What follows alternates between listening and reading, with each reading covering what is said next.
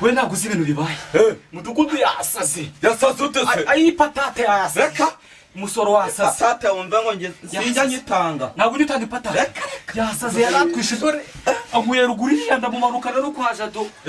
umugore marapanga kuza hano arapanga kuza hano sana arakora iki nukuri arimo arapanga kuza patate sinjya nyitanga ntabwo ugitangira perezida arabizi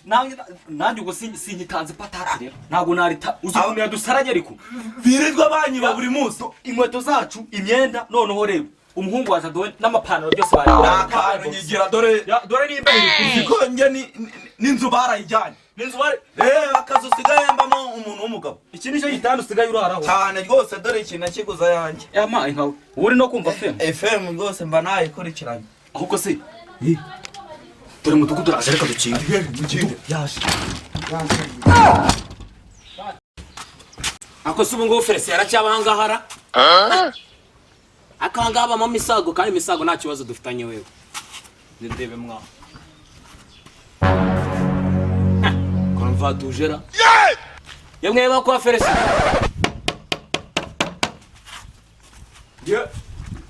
fungura yemwe yego nahageza nshuti yima yego ese wanje we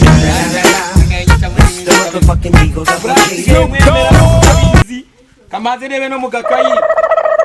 banze ndebe bushize hari wishyuye ako biri ntago yari yishyuye ariko